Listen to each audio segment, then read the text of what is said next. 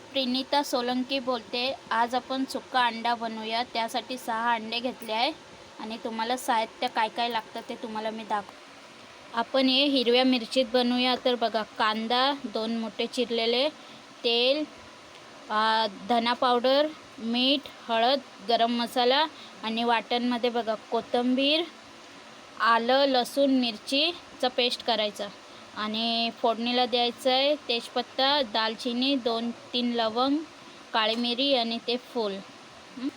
त्यानंतर लागणार आहे थोडासा दही आणि मस्का अमूल बटर। तर आता आपण ना अंडे उकळायला ठेवूया।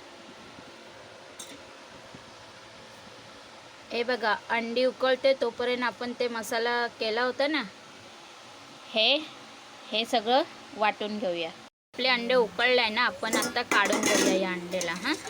थोडंसं थंड होऊन मग त्याला हे करूया। आता आपण एक कढई गरम झाली आहे, त्यात तेल घालूया। पहिला आधी थोडंच घालूया आणि यात थोडंसं अंडं ना आपण फ्राय करून घेऊया।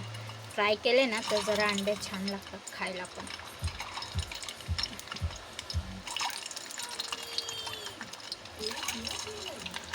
आता आपण ना हे अंडे काढून घ्यायचे आहे।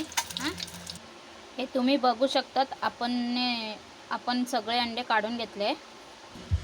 आता आपण फोडणी देऊया त्याच कढईमध्ये, थोडं अजून तेल घालूया आणि आता त्यात बटर पण घालूया आपण।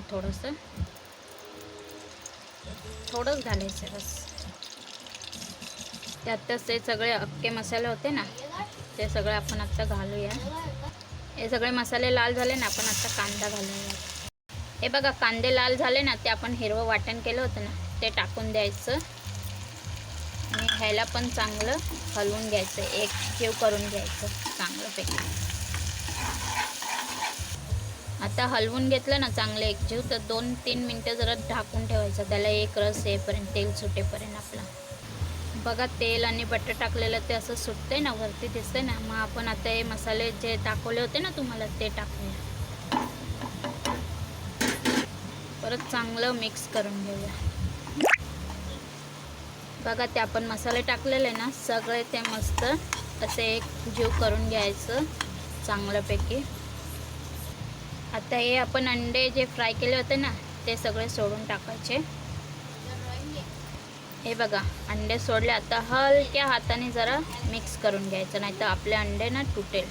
हे बघा, चांगलं मिक्स करून झालं। आता आपण ह्याला 5 मिनटं जरा शिजून द्यायचं असं जरा। हे बघा, झाली आपली रेसिपी। आता आपण याला सर्व करूया।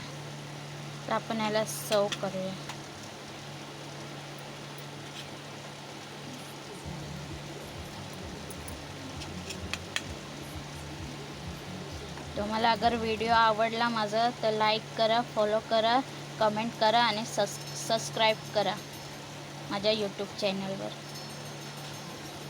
माझी रेसिपी तुम्हाला कशी वाटली ते कमेंटमध्ये नक्की सांगा।